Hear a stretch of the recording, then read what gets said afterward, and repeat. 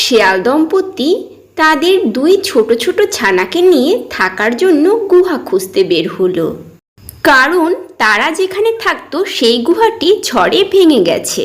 শিয়াল বউ তার স্বামী শিয়ালকে বলল, ওগো, কোনো গুহা তো এখনো পাওয়া যাচ্ছে না গো। একটা গুহা না পেলে তো আমার ছানারা বৃষ্টিতে ভিজেই মারা যাবে। আর একটু ধৈর্য ধরো গিন্নি, দেখি সামনে খুঁজে পাই কিনা। খুঁজতে খুঁজতে অবশেষে তারা একটি গুহা খুঁজে পেল, কিন্তু গুহার চারদিকে শুধু বাঘের পায়ের ছাপ। তা দেখে শিয়াল বউ বলল, ওগো, এটা যে বাঘের গর্ত, এর ভিতরে কি করে থাকবো আমরা? এত খুঁজেও তো কোনো গুহা পাওয়া গেল না। এখন বাচ্চাদের আর নিজেদের বাঁচতে হলে এখানেই থাকতে হবে। তাছাড়া বাঘ এখন গুহাতে নেই। বাঘ গুহাতে থাকলে তার গর্জনের আওয়াজ পাওয়া যেত। কিন্তু বাঘ যদি আসে তখন কি হবে? আগে চলো গুহার ভিতরে ঢুকি, তারপর ভেবেচিন্তে একটা উপায় বের করতে হবে। এরপর ওরা ছানাদের নিয়ে গুহার ভিতরে প্রবেশ করলো। ভিতরে ঢুকে শিয়াল অনেক ভেবেচিন্তে ওর বউ শিয়ালনিকে বলল, বাঘ কখন আসে সে তো আর আমরা বলতে পারবো না। এর জন্য সবসময় আমাদের চোখ কান খোলা রাখতে হবে। বাঘ আসছে বুঝতে পারলেই তুমি খুব করে ছানাদের গায়ে চিমটি কাটবে। এতে ওরা চেঁচাবে, আর আমি তখন তোমাকে জিজ্ঞেস করব ছানারা কাঁদছে কেন। তখন তুমি বলবে ওরা বাঘ খেতে চায়। বুদ্ধিটা শুনে শিয়াল বউ খুব খুশি হলো আর বলল, আমার স্বামীর মাথায় কত বুদ্ধি গো।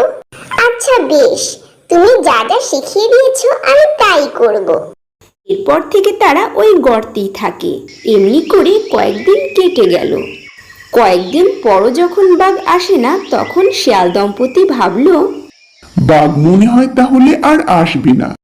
একদিন সকালে শিয়াল তার বউ শিয়ালনিকে বলল, গিন্নি, আমি খাবারের খোঁজ করতে বাইরে যাচ্ছি। আমি এই যাবো আর আসবো। তুমি ছানাদের নিয়ে সাবধানে থাকবে। আচ্ছা ঠিক আছে। এই বলে শিয়াল গুহা থেকে বের হওয়া ধরলো। যখনই গুহা থেকে বের হওয়া ধরলো, তখনই দেখলো একটা বাঘ এদিকেই আসছে। শিয়াল দেখেই বুঝে ফেললো এই বাঘ এই গর্তেরই মালিক, কিন্তু বাঘ শিয়ালকে দেখতে পায়নি। গিন্নি, এই গুহার মালিক বাঘ এসে গিয়েছে। তাড়াতাড়ি তুমি ছানাদের চিমটি কাটো। সাথে সাথে শিয়াল বউ ছানাগুলোকে খুব করে চিমটি কাটতে লাগলো, আর অমনি ছানাগুলো খুব করে চেঁচাতে লাগলো। শিয়াল তখন খুব মোটা আর বিশ্রী গলার সুর করে জিজ্ঞেস করলো, গিন্নি, খোকারা কাঁদছে কেন? কাঁদবে আর কেন, ওরা বাঘ খেতে চায় তাই কাঁদছে। বাঘের মাংস ছাড়া কিছু নাকি ওদের রুচিতে ধরে না। বাঘের মাংস ছাড়া নাকি আর কিছু ভালো লাগে না খেতে ওদের।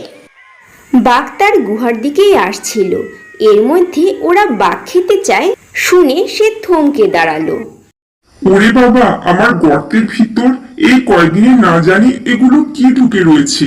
নিশ্চয়ই ভয়ানক রাক্ষস হবে, নইলে কি ওদের খোকারা বাঘ খেতে চায়? তখনই শিয়াল গুহার ভিতর থেকে বলল, আর বাঘ কোথায় পাবো? যা ছিল সবই তো ধরে এনে ওদের খাইয়েছি। খুঁজতে খুঁজতে এই জঙ্গলে এসে এই গুহাটার ভিতরেও কোনো বাঘ খুঁজে পেলাম না।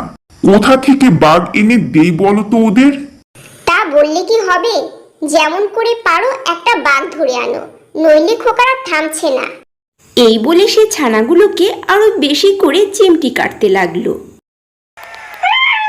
তখন শিয়াল বলল, আচ্ছা, এখন থামো থামো। ওই যে কেমন যেন একটা বাঘের ঘ্রাণ পাচ্ছি।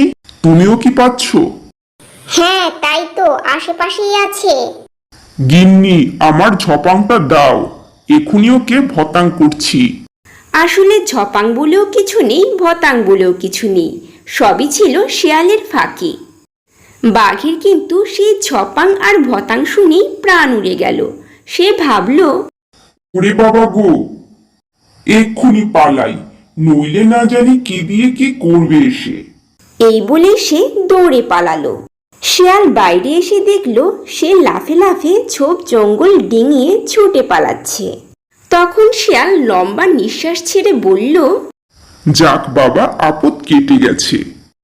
বাঘ এমনই ছুটেছে যে তেমন আর সে কখনো ছোটেনি। একটা বানর গাছের উপর থেকে তাকে ছুটতে দেখে ভারী আশ্চর্য হয়ে ভাবল, তাই তো, বাঘ এমনি করে ছুটছে, এ তো সহজ কথা নয়। নিশ্চয়ই একটা ভয়ানক কিছু হয়েছে। এই ভেবে সে বাঘকে ডেকে জিজ্ঞেস করলো, বাঘ মশাই, আপনি এত বড় শক্তিশালী প্রাণী হয়েও ছুটে পালাচ্ছেন কেন? বাঘ হাঁপাতে হাঁপাতে বলল, আর বলো না, সাধি কি পালাচ্ছি, নইলে এক্ষুনি আমাকে ধরে খেত। কি বলেন বাঘ মশাই? আপনাকে ধরে খায় এমন কোনো প্রাণীর কথা তো আমি জানি নে। ও কথা আমার বিশ্বাস হচ্ছে না। সেখানে থাকতে বাপু তবে দেখতুম, দূর থেকে অমনি করে সকলেই বলতে পারে। আমি যদি সেখানে থাকতুম তবে আপনাকে বুঝিয়ে দিতুম যে সেখানে কিছু নেই। আপনি বোকা, তাই মিছিমিছি অত ভয় পেয়েছেন। এই কথা শুনে বাঘের ভারী রাগ হলো। বটে, আমি বোকা আর তোমার বুঝি ঢের বুদ্ধি। চলো তো একবার সেখানে যাই তোমাকে নিয়ে। যাব বই কি, যদি আমাকে আপনার পিঠে করে নিয়ে যান। তাই সই, তাহলে আমার পিঠে বসিয়ে চলো। এই বলে বাঘ বানরকে পিঠে করে আবার গর্তের দিকে ফিরে চলল। শিয়াল আর শিয়াল বউ সবে ছানাদের শান্ত করে একটু বসেছে, আর অমনি বানরকে পিঠে করে বাঘ আসার শব্দ পেয়ে শিয়ালনি আবারও ছানাগুলোকে চিমটি কাটতে লাগলো, আর ছানাগুলো ভূতের মতো চেঁচাতে শুরু করলো। আরে থামো থামো, অত চেঁচিও না, অসুখ করবে। আমি বলছি কি, যতক্ষণ না একটা বাঘ এনে এদের খেতে দেবে ততক্ষণ এরা কিছুতেই থামবে না। তুমি তাড়াতাড়ি একটা বাঘ ধরে এনে এদের খাবার ব্যবস্থা করো। শিয়াল বলল, আমি যে ওদের পাতানো মামাকে দিয়ে বাঘ আনতে পাঠিয়েছি, এখনই সে বাঘ নিয়ে এলো বলে। ওই যে বাঘের সুস্বাদু গন্ধ পাচ্ছি। খোকারা, আর তোরা কাঁদিস নে, হাউ মাউ খাও, বাঘের গন্ধ পাও। গিন্নি, শিগগির ছপাংটা দে, বাঘটাকে ভতান করি। বানরের এতক্ষণ খুব সাহস ছিল, কিন্তু ছপাং আর ভতাঙের কথা শুনে আর সে বসে থাকতে পারল না। সে এক লাফে একটা গাছে উঠে দেখতে দেখতে কোথায় পালিয়ে গেল। আর বাঘের কথা কি আর বলবো, সে যে সেইখান থেকে ছুট দিল, দুদিনের মধ্যে আর দাঁড়ালোই না। তারপর থেকে আর শিয়ালদের কোনো কষ্ট হয়নি। তারা মনের সুখে সেই গর্তে থেকে দিন কাটাতে লাগলো। ছোট্ট বন্ধুরা, গল্পটি ভালো লাগলে চ্যানেলটি সাবস্ক্রাইব করে লাইক কমেন্টস করতে ভুলো না কিন্তু।